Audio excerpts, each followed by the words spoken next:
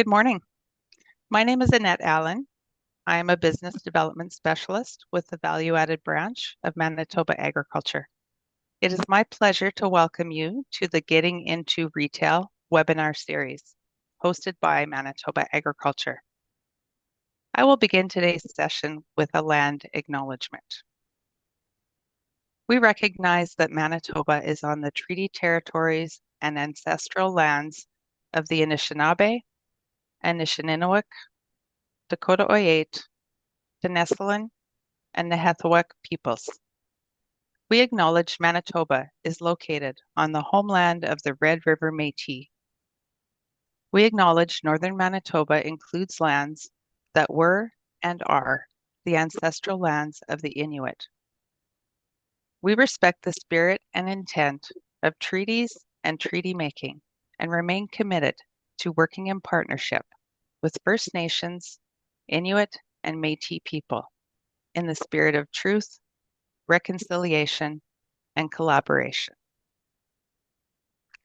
We are excited to launch the 6-part webinar series with 11 things you need to know to sell your food products to grocery stores, delivered by my colleague, Jeff Fiddick, Business Development Specialist with Manitoba Agriculture's Value Added Branch.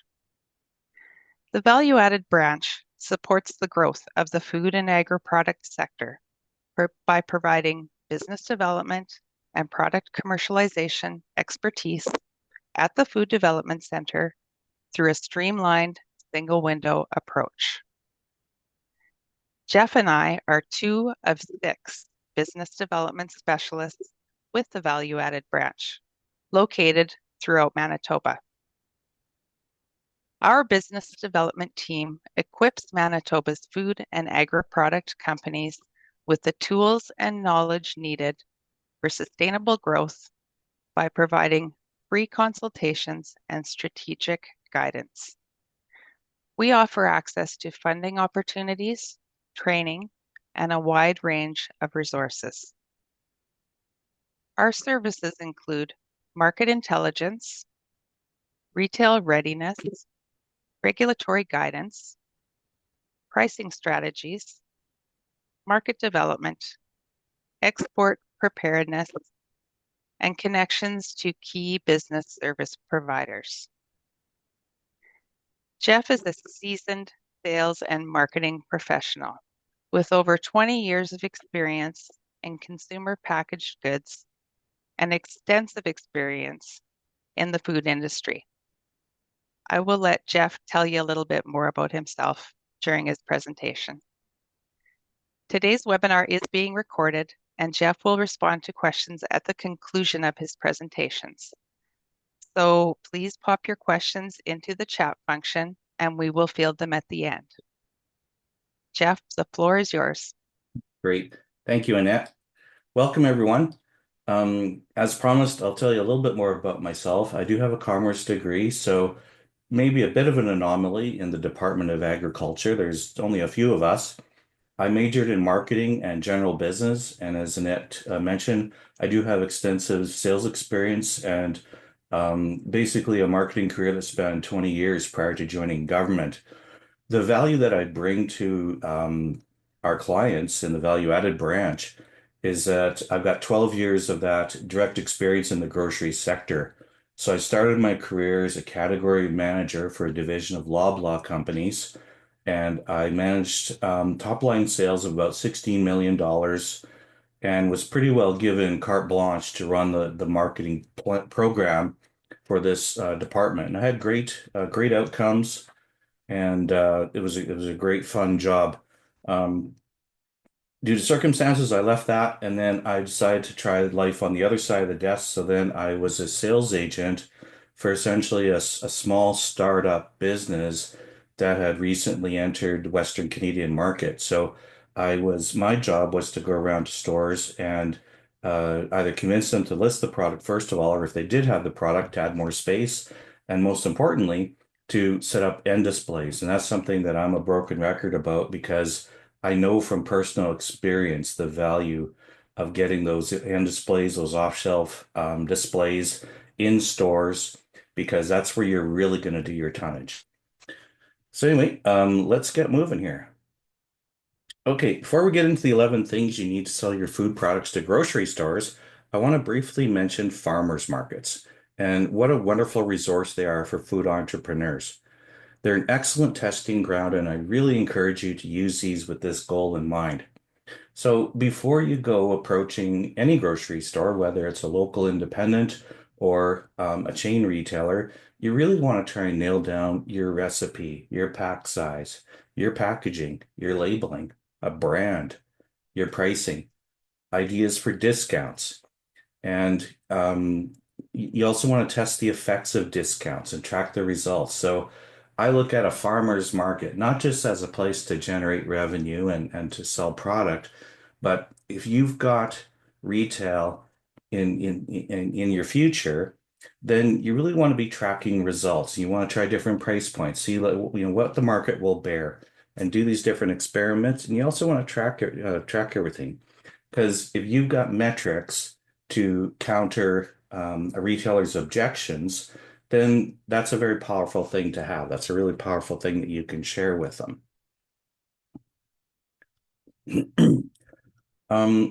Okay, getting into the 11 things. First thing is competitive advantage. A typical conventional grocery store in Canada carries about 40,000 SKUs or SKUs or stock keeping units. So you need to ask yourself, what makes your product unique? What is your product's unique selling proposition? You want to do some research. So whether that's, hitting the computer, doing some Googling, and absolutely you want to be walking stores. Walk the different retailers, specialty stores, and you really want to get out there and see what's going on in the category you think you'd like to be part of. I've talked to a number of clients where they think they can rely on a lower cost, lower price. Um, that's generally not a good idea because an established company is going to have a much lower cost structure than you will be able to when you're just starting out. So therefore, you really need to have a meaningful competitive advantage beyond just a lower price. Excuse me. Further, you want to be aware of trends. And a lot of times it's the trend that's represented or embodied on a product that is what establishes its unique selling proposition. So, for instance, maybe it's gluten-free. Maybe it fits a flexitarian diet. Maybe it's using plant protein as its main sources. That's still a hot thing. Maybe you have a clean label that was extremely disruptive some years ago to conventional food processors because it was people who were selling at the farmers markets who had very light ingredient lists without a bunch of chemicals and stuff that got into grocery. And that was really disruptive. And that is still a big thing that people are looking for. Kosher or halal, those standards. Kosher is actually big outside the Jewish community because people know that it's an extra level of vetting, it's an extra level of food safety. We've got trends of smaller households. We've still got the trend of snacking throughout the day, and that's become a mealtime per se. And of course, the big one right now is buying local. And of course, that's evolved from local to Manitoba, local to Saskatchewan, to local now means Canada because we're all united together. Further on competitive advantage, your competitive advantages will potentially help you to take sales from other products in the section. However, from the perspective of a retailer, a new product that takes away sales from existing products really isn't accomplishing anything. It's not really helping them. In fact, it's actually going to cost them money because it's going to cost money to deal with you as a vendor and pay your invoices. So a new product that simply cannibalizes or splits the sales from existing items and does not grow the category would really not be a welcome addition. So that's a key phrase you want to embed in your mind is that you want to be looking and presenting your product as a competitive advantage insofar as it's going to fill a void in the existing category. Maybe there's an unmet need by the existing product assortment, and you're cognizant of that, and that could be your story in terms of you're looking at the section. It's a beautiful section. However, it's not meeting the need of this particular consumer, and whether that's gluten-free in a certain category or any of the other things we just mentioned. So what you want to be doing is you want to be representing and hopefully actually delivering that you're going to be adding incremental sales to the section. Now, there could be situations where beyond being locally made, your product may not have much else going for it. So, but you can still exploit that insofar as a competitive advantage because you've got kind of home field advantage because you can differentiate yourself by offering your local presence and therefore superior service level. You can provide in-store demonstrations. You can do customized in-store promotions. So that's a way where and the companies, the corporate grocers who are opening their doors to you and with their local programs, that's exactly what they want to see is they want to give you that opportunity to come to their stores, do the demos, create some buzz in the stores, and really for your competitors who are larger corporations, they don't tend to do that. It might be a one-off kind of a thing, very rarely, but generally they don't do a lot of that. And that's an excellent way to build sales and build your business. Okay, moving along. Second thing is you want to know your customer. Who is the customer for your product? What do you know about your customer? So demographics, gender, age, ethnicity, income level, those tend to be fairly telling things in terms of trying to figure out which group of people are your people for your product. It can also get into what's called psychographics, which are the motivations for purchases. So this might be different groupings in terms of people who are health conscious. That could be a group, and that may transcend gender and age and ethnicity. So that may be a more meaningful way of segmenting your customers. You also want to make sure that there's enough people to buy your product at the price you need to ask for it. And you also want to determine, are their numbers growing or decreasing? Typically, marketers want to market to cohorts that are growing, that have a decent number of people, because all of them can't be your customer. And there's going to be limitations for everybody to buy your product, whether it's price or features or pack size or whatever. So you want to make sure there's enough of them to start with. Further, you want to think about where does your customer shop for or expect to find your type of product. So that can be in terms of what type of store. So is it a specialty store versus a discount store? What section of the store? That's a really important piece. Should it be in the grocery department? Should it be in the frozen? Or is it refrigerated? Or maybe it belongs in the perimeter department, such as the bakery, deli, seafood. And those are things where if you walk a store, you're going to see numerous places where your product could potentially fit. So that's something you want to think about. Next, you also want to know your competitors and who are they? And if you ever say none, I don't have any competition, I'm going to have to disagree with you because there's always competition in one form or another. And it comes in many forms. So for example, on the photo, we've got an example of a beverage section here. This looks like the beverage section that might be adjacent to the produce department. So they've got a line in there of high-end value-added beverages. And they probably go for like $4 to $7 a bottle. So that's a very different customer who's looking and shopping in that section versus someone who's looking for beverages in the pop aisle. Or there may be a sport drink aisle. There's now a water and water additives aisle.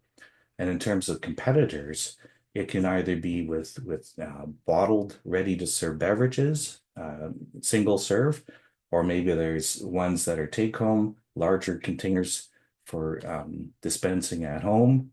They might be carbonated, might be non-carbonated, healthy, not healthy. There's also the squirt bottles that you can get with all the different flavors. That's another form of competition. Frozen concentrated beverages, drink powders. So tons and tons of beverage options. So if you're thinking of introducing a beverage, you've got a lot of choices in terms of where does yours fit? Where would it make the most sense for your particular customer to look for that? Because you want to have your product positioned in the store in the right section so that you're part of the options. Now, beyond that, getting back to the part I mentioned about off-shelf displays, you can overcome that limitation. So let's say if you're listed and you end up in center store, the grocery aisles, as they're called, um, you can overcome the limitation of being in there by working with your retailer, and maybe you do some promotions, maybe you do some demoing, and you get yourself some off-shelf displays or some end displays um, out of your section and into the main action aisles around the stores. Further to the competition piece is you want to think about who are your main competitors and how will you plan to compete against them. Okay, next thing you need is food safety.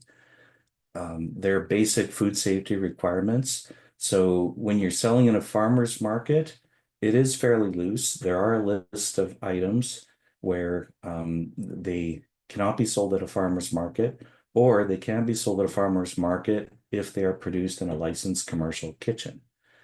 So the retailers are going to at least require that.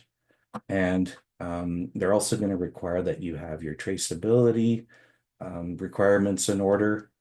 There needs to be proper temperature control. So if your product is frozen, it needs to be delivered in a vehicle that has frozen protected storage. It needs to be stored appropriately.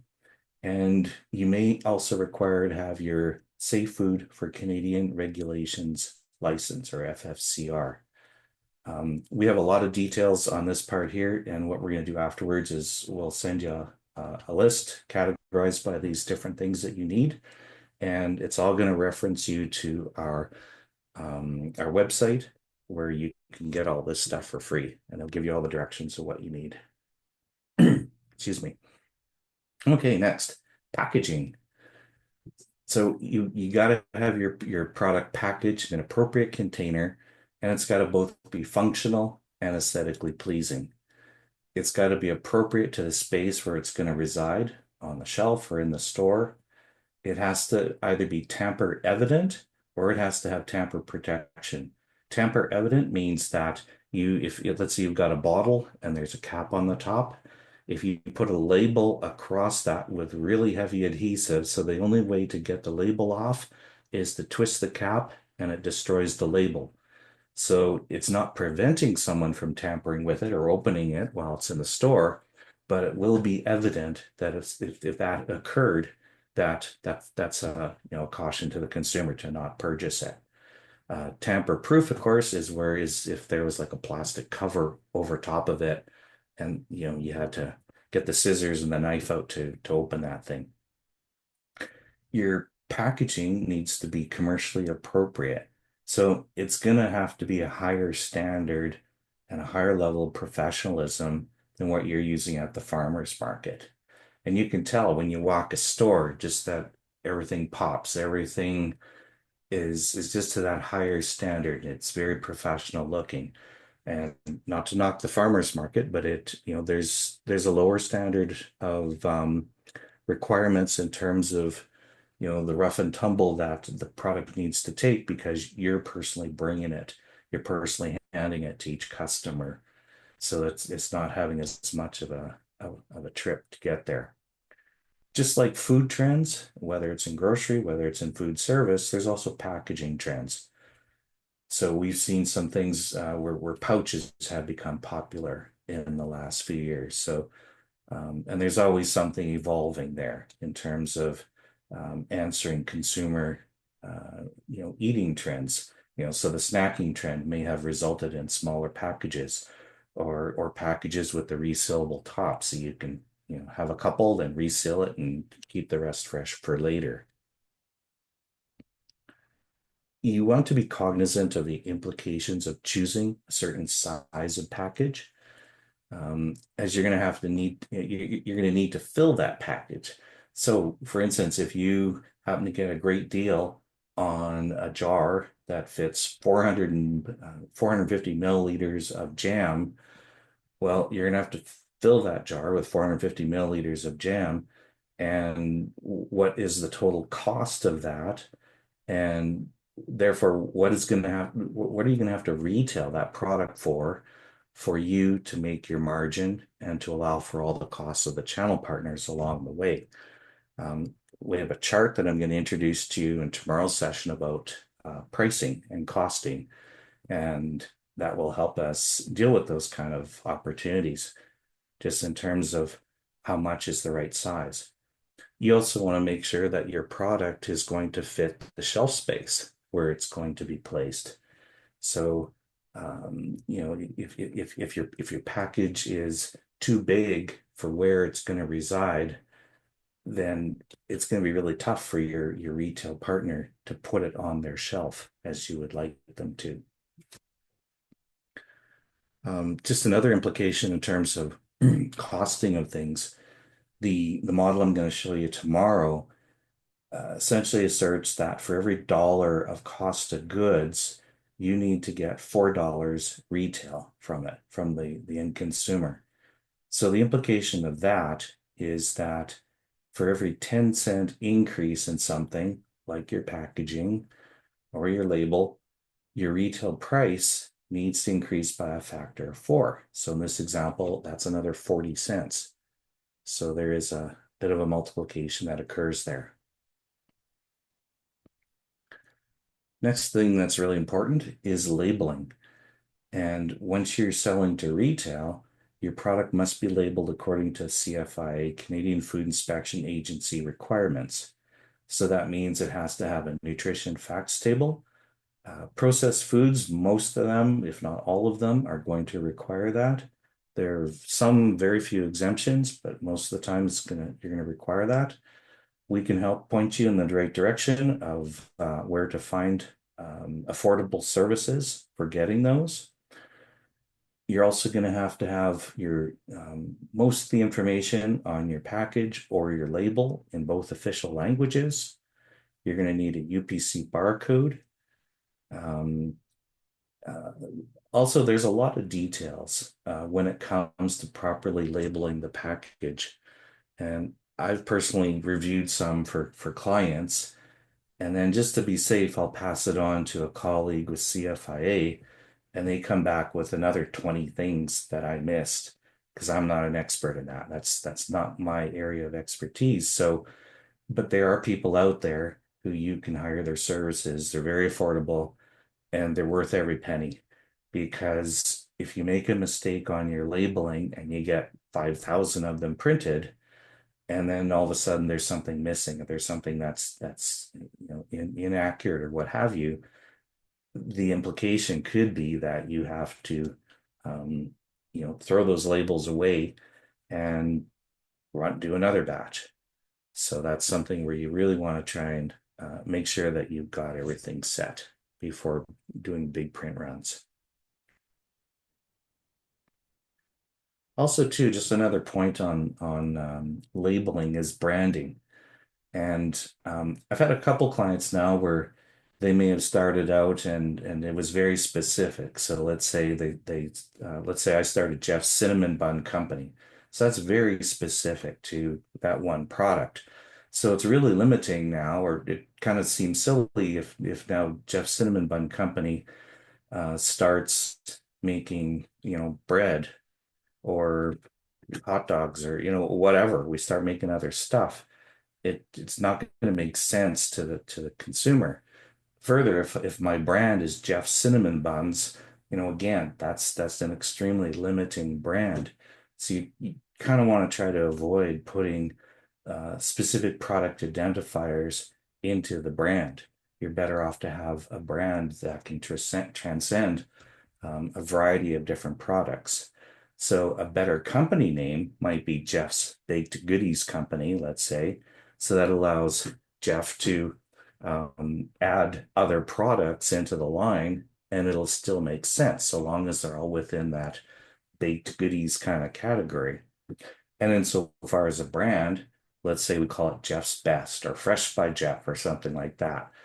That way, that's a brand that I can attach to cinnamon buns and to bread and to hot dog buns and pies and etc.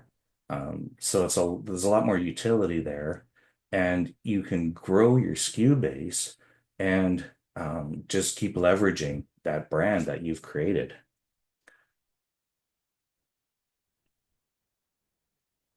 Okay, now that we've dealt with the individual unit size of things, we got to think about a shipping case. And of course, once you're selling to grocery stores, whether you're shipping the product to them or if you're delivering DSD, direct store delivery, they need to be packed in an appropriate shipping case. You're not going to walk into the store with an armload of your product, and you're not going to sell them, 6 jars of lemon flavor and 3 jars of raspberry or whatever. Everything's going to be sold by the case, one SKU per case. One thing I've seen done, and I have to caution you against it, is that let's say you buy your empty jars and they come in a nice shipping case. The problem with trying to recycle those is that typically, if they're coming from China, the inner cases are the absolute minimum requirement for the corrugate for the boxes, and they're going to be stacked in a pallet. They're all strapped together, so that gives them their strength. But each box on its own isn't that strong. And they'll be adequate for carrying around a box of empty jars. But if you've got 12 jars and now you're putting, let's say, 450 milliliters or 450 grams of product, you've now added 12 pounds of weight to that case. And then it's the question of, is that case going to withstand that incremental weight, or is it going to break down and just cause a lot of damage? A lot of times you can get stock sizes for cases, so that could be a little cheaper than trying to get custom sizes made. And also too is you want to be cognizant of just how much weight you have, because generally the most corrugate boxes out there are probably overkill for our needs. They might be able to withstand 200 pounds, let's say. You probably don't need that. You could probably get away with something that handles 30 pounds, let's say. So that's another thing where you can save some money if you're thinking about that. Okay, pricing. You want your product to be priced to allow the retailer to make an acceptable gross profit margin at an appropriate retail price. And so essentially what that means is that you want to know that it's going to be an acceptable value proposition for your retailers' customers, for the product that you're offering and the pack size that you're offering. What I like to do is I look at the pricing from two directions. So from the consumer or the market perspective, insofar as what the market will bear. Now, thinking back to the farmer's market, that's a wonderful place to test. And what you always want to do, it's so much easier if you start a little bit on the high side and, essentially see what you can get for your product. And you can always try lower prices, but you don't have to look desperate and cross it out and put a lower price there. You can offer it sometime during the day, even while you're at the market, as a promo or as a feature. Because really, so long as you have sold some of that product at the higher price, that can be represented as as the market price for that product. And you can then show that there are savings to be had if your customers were to buy at that time. So in terms of, so I'll look at it from the perspective of what the market will bear. You always want to be looking at how much can I get for my product versus what's the least I can sell my product for. So you want to always be going for a premium price. Now, the other perspective is to look at the cost and add the costs of your margin, maybe some marketing safety net for the future, maybe the cost of channel partners like a sales agent or a wholesaler. And of course, if you're going to be selling to retailers, they need to make money as well. So you want to include that. So when you work it from the bottom up, from cost, and it works its way up to the price, that's another perspective that essentially says, given all these realities of the cost of your product, here's kind of the recommended area where you should sell it. So it gives you two perspectives on that, and kind of creates a bit of a safety net, just insofar as knowing what your lower limits are.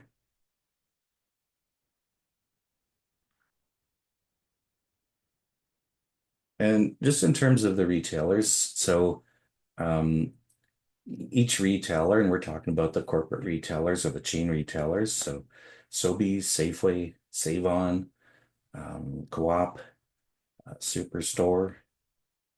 Those are kind of the main ones that we're looking at, and those are the main ones where the opportunity lies right now. They're going to have their own requirements, so they may have a caveat that products have to be inspected to a certain level, or what have you.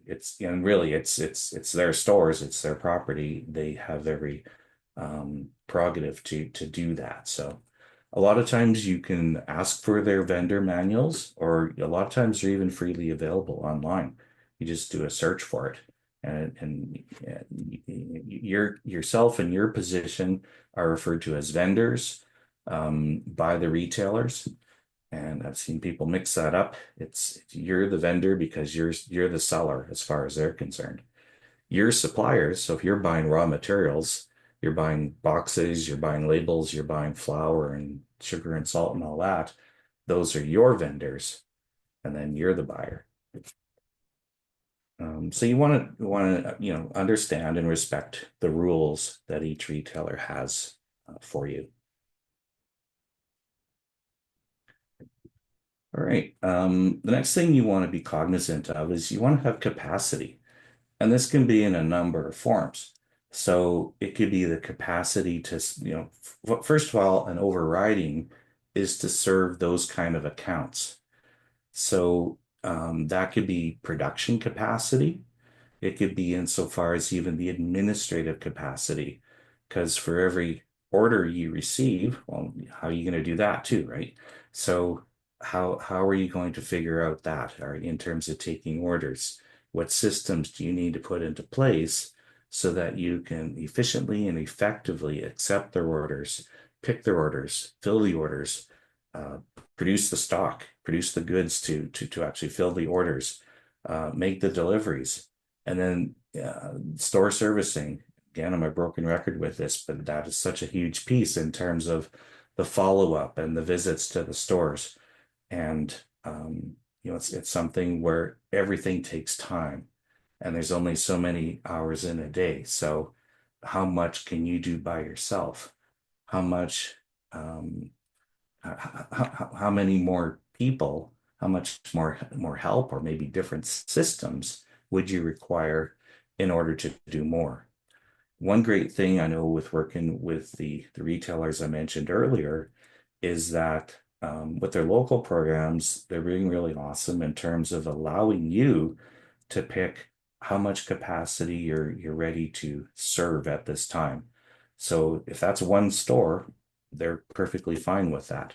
They'll let you get started in that store, and that's a great opportunity for you to get your systems in place, get everything in order. And then when you feel you're ready, you can ask to supply another of their stores, and so on. And you can slowly build up your capacities and get your routines in order. And that is a wonderful privilege they've given us in order to allow you to build your business in their stores like that.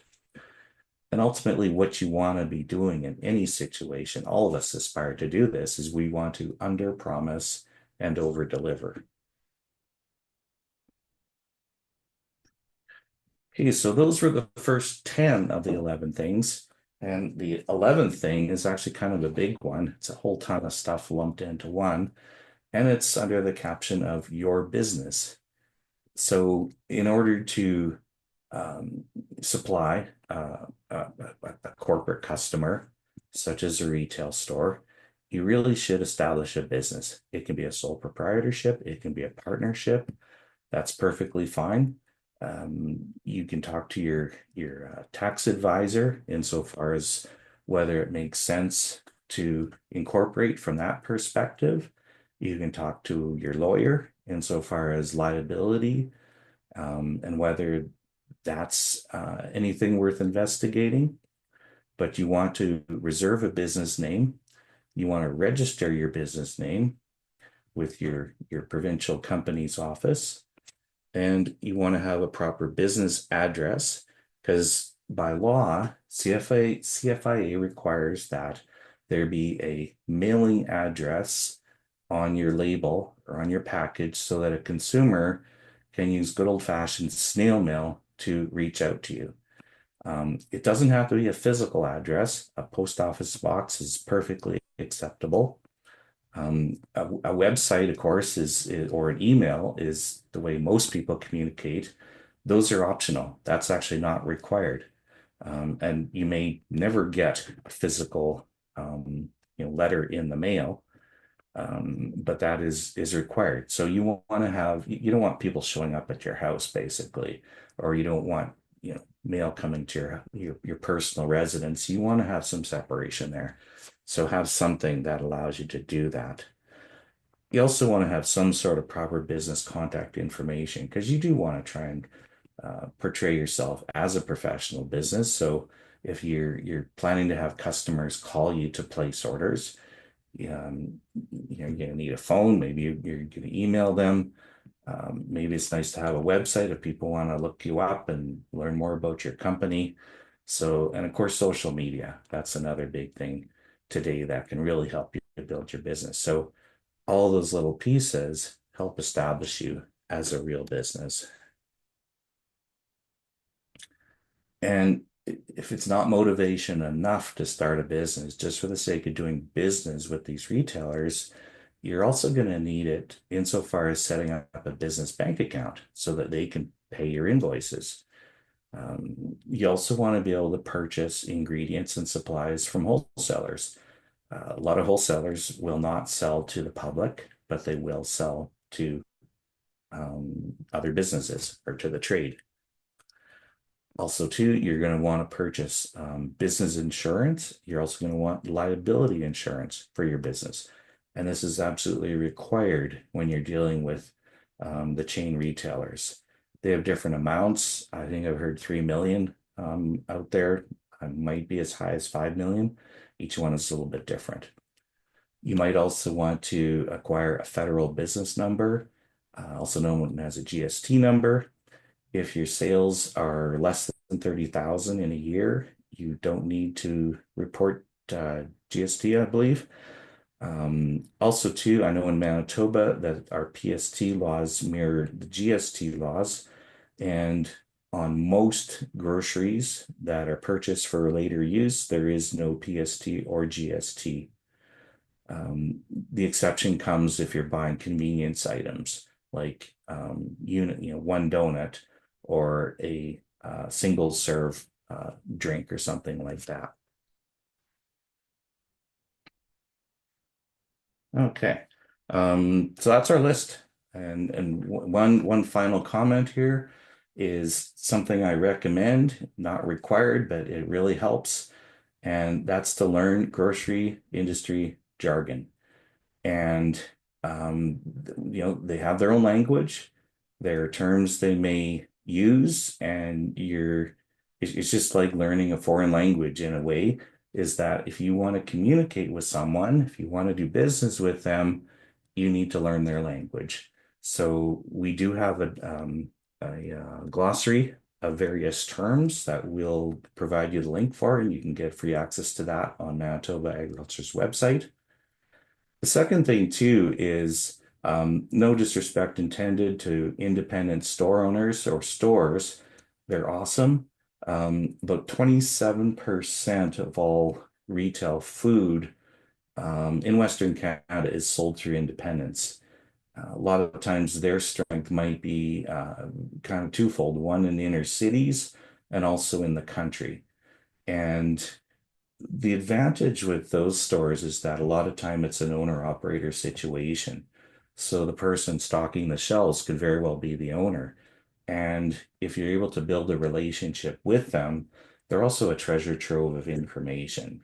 So, for instance, one of the big questions everyone asks is, well, how much margin does a retailer require? How do I figure that out? And if you're asking at the corporate level, they may not give that up, or they may not know. It's a matter of how much profit and loss or P&L authority they have. But an independent store owner will likely know exactly how much they are making on most categories or most products. So that's a great place to learn. Also, too, is that a lot of times retailers are willing to make a smaller margin on a promo item. So the idea being is that if on a promo, you're going to sell more. So more volume times a lower gross profit margin equals more pennies in the bank. So more gross profit. So, that's another thing to consider as well. And again, everyone might have their different levels in terms of where they fall on that. And in terms of resources, as promised, we're going to send you this slide deck, all the speaking notes. We'll have a bunch of links to all our resources for you. And we are here for your questions now. I'll just also throw it to this screen here. You can reach us with general inquiries at mbagrifood@gov.mb.ca. You can also sign up for our awesome circular. Got tons of great information, tons of information about events like this that might be coming up, other things we're doing. If you're a phone person, we have a phone number you can call. You can follow us on Twitter and X, and we got a whole ton of resources like this on our YouTube channel. So that's it for this one. If there are any questions, I'd be happy to answer them. We do have some questions. So the Oh, first one I have here for you, is it okay to have different prices in the farmer markets than in the stores? absolutely. That's a great question. And yes, and in fact, I would encourage you, out of respect for your retail partners, is to be on the high side. Like they can be equal to the retailers, but I would be higher at a farmer's market because it is a specialty venue, and um and there's the added value that your customers get to talk with you, they get to interface directly with you. And I know for a fact that it would really disappoint, maybe even upset a retailer if they were and I know they walk the farmers markets because they're looking for vendors for their stores. So if they were to walk up to you and you're undercutting them at the farmers market, they wouldn't like that. So that's my advice there. Okay, that kind of goes into this other one. I would like to know if the price of my product at farmers market should match the retailers are selling. Nope, doesn't have to. But another comment on the farmers market thing too is I sincerely believe that you can do a lot more with your pricing at farmers markets than what many people do. And because I suspect there's probably an early morning rush by keeners who want to get the good stuff. And I look at that as an opportunity to maybe try a slightly higher price, maybe a more premium price. And then maybe once that traffic settles down, then maybe the price is a little bit lower. And then let's say we're getting, in the last hour, couple hours of the day, and I've still got some stock, maybe I might offer some multiple deals. So instead of $6 each, maybe we'll do two for 10 or something like that. Just so, we can blow out the rest of the inventory for the day and I don't have to backhaul anything. And in my first slide, when I was talking about farmers markets, I specifically chose the chalkboard visual there, just insofar as suggesting that you can, have your prices on a menu board or a sign or whatever, and maybe they're color coded or whatever, or you have the item, pies are this much, however you want to do it. But I really do encourage you to vary your pricing during the day.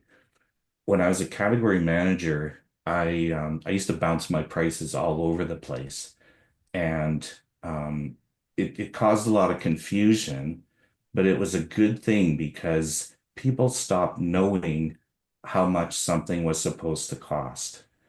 So what I saw occur was that it diminished their price sensitivity. Because if you've been locked in and you're always selling something for $5, the moment you try and change it, you're going to get a stampede of pushback on that. But if it's $5 one time or one day, $6 the next, two for 10, 5.50, whatever, it's not predictable. Then customers are just going to buy it because they know it's a great product, they love it, and whatever. Another thing on pricing, I know a lot of people at farmers markets will round the price. So they'll say $5.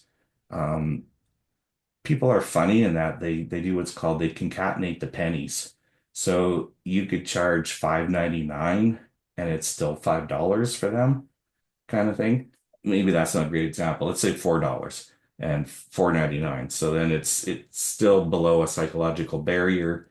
But even at a farmer's market, even though you're not going to physically hand them a penny for their change if they pay in cash because they don't exist anymore, I would still encourage you to put up $4.99 or $5.99 or whatever, because it achieves that psychological satisfaction of making it, really up to 99 cents cheaper.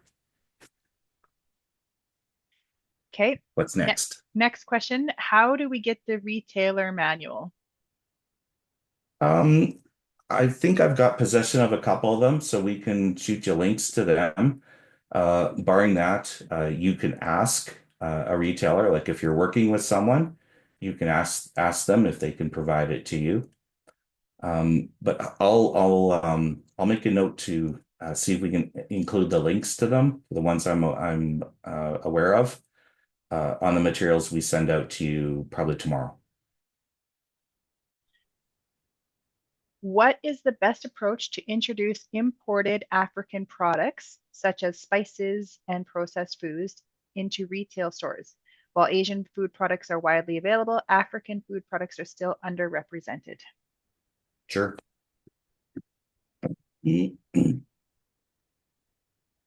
Well, I'd probably start with research.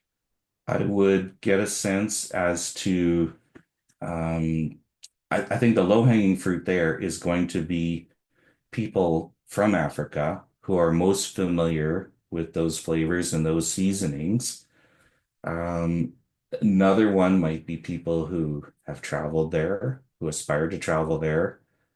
That'd probably be the low-hanging fruit. And then in terms of talking to a retailer, I would have that information and probably lead with saying that there is this large cohort of people who know what these things are. They cook with them, and they either don't have access to them, or they have to import them personally from back home. So this is going to be either an import replacement opportunity for the retailer or an opportunity to reach these new customers. Also, too, is I think we all love to explore with new flavors, and especially flavors from different cultures and different countries. So um, it would make an awesome addition to a spice section, because I think customers are always looking for that. I think critical to introducing that as well, and we're going to talk about this on Wednesday, no, Thursday, I think, when we talk about sell sheets. And we're going to talk about the difference between features and benefits. And we're also going to talk about your strategy in presenting your products to a retailer. And the key part of that is you want to communicate to the retailer that you understand that it's your responsibility to get your product selling in their stores. And if you can communicate that to them by when you go and present, you're going to have your sell sheet, and it's going to talk about perhaps the size of the market, how many people like to explore with new flavors. You can probably do some Googling and find some cool metrics in terms of that. Like just an example, maybe you'll find that 33% of home cooks are actively looking for new spices to try or something like that. So if you got some sort of statistic like that, statistics are power, and it's knowledge is power. And you can use that to make your case that this would be a good product to carry. Demos, in-store demonstrations are critical to launching any sort of food product. So maybe you could look at partnering with, you can make the proposal to say, well, there are meats in your deli section that would, like let's say you take some bologna or whatever, something that's kind of bland, and you add some of your spices to it. Maybe you can slice it up, you put a toothpick through it, and you're sampling that out to customers. You could perhaps partner with another department like that, and you're promoting their product, and you're ultimately promoting your product and giving people a chance to try it and to buy it. And of course, critical with any sort of demo activities, you want to have a deal. So you want to give them urgency. It's just like it's only on sale today, or it's only on sale this week for this price. How many would you like, kind of thing. So those are just some basic ideas. But if you come to other workshops, we'll send you some links as well. We got tons of other resources that talks about this stuff. So stay in touch. What else you Great. got? Next one is just a comment. Thank you. Very good and informed presentation. Thank you. Then we have, thanks very much, Jeff. Where do you suggest a business to find information on grocery trends? Google is really pretty good. And of course, now with AI, well, actually, AI is not necessarily right up to date. So I think Google is probably about the best thing. So, really, you could say consumer food trends, grocery Canada, let's say. You always got well, you want to specify Canada so that we're thinking of Canadians.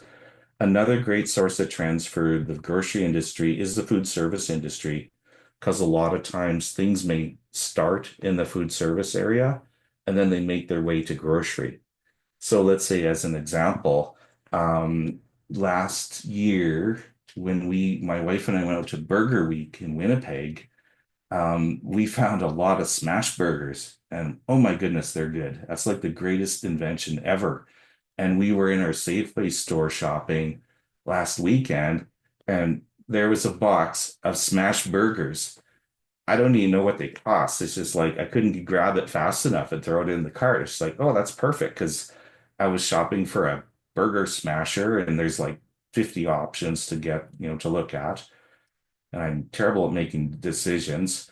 And then you're trying to figure out, well, I want to barbecue them. How am I going to figure that out on the barbecue? So trying to work all this stuff out. Now here's a box of them.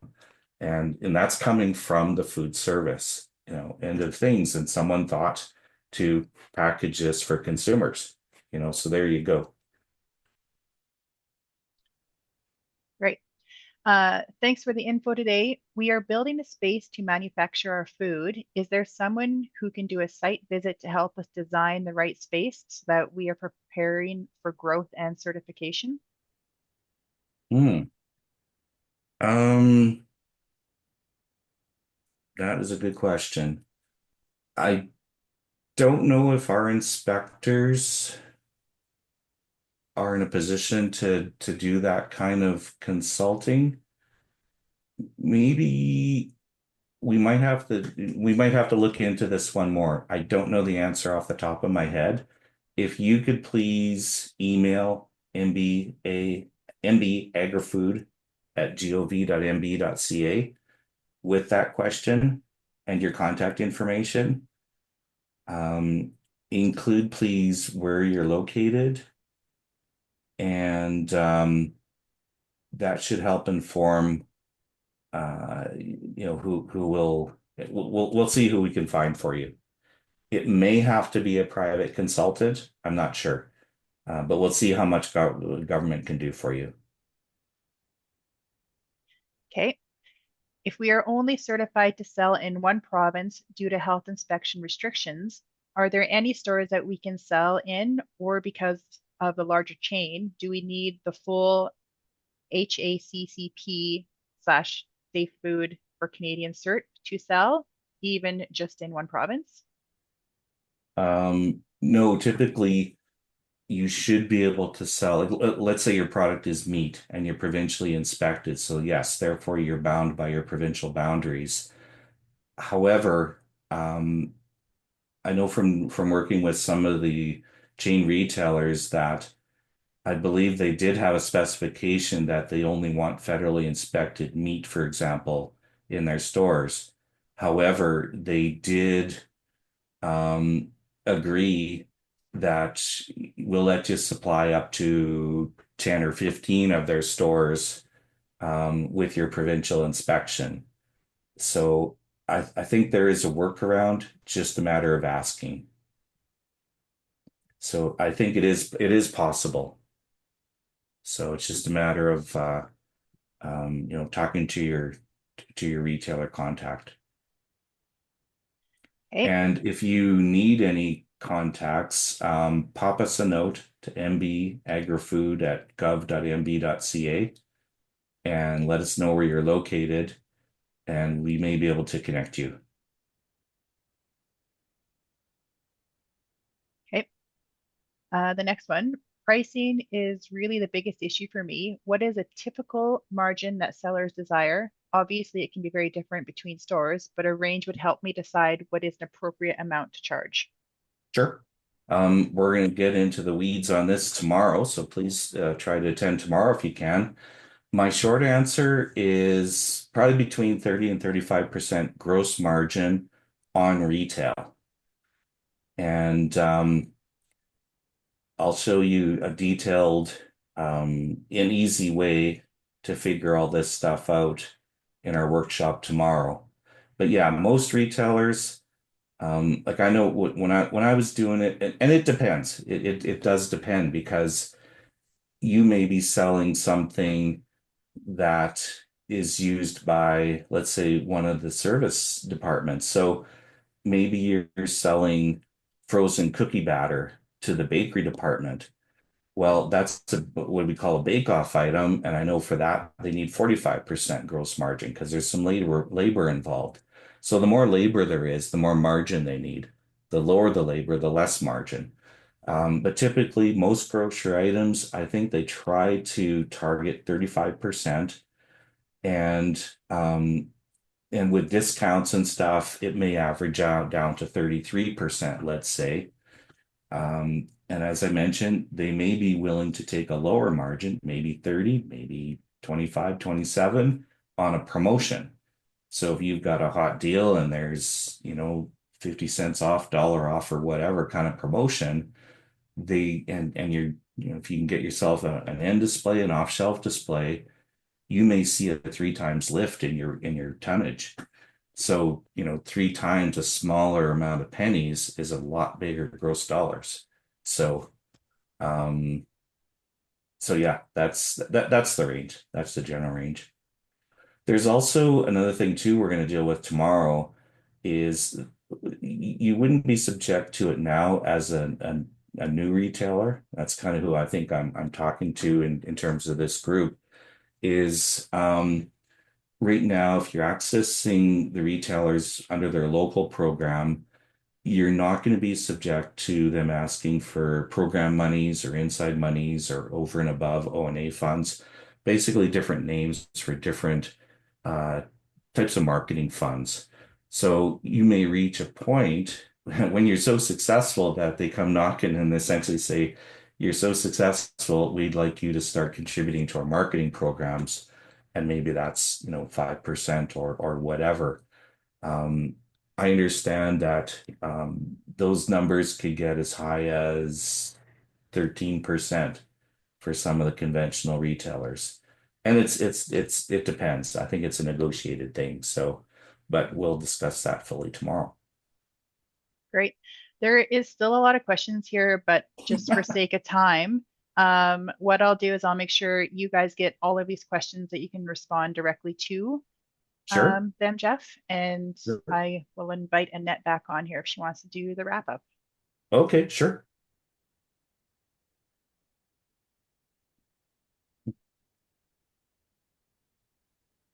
Well, thank you so much, Jeff, for sharing your valuable insights. And thank you all for your participation today. I was monitoring the chat and there were some great questions.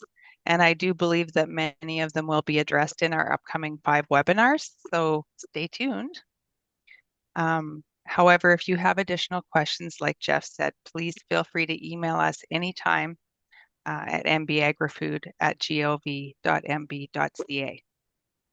We will be circulating a webinar evaluation after each webinar.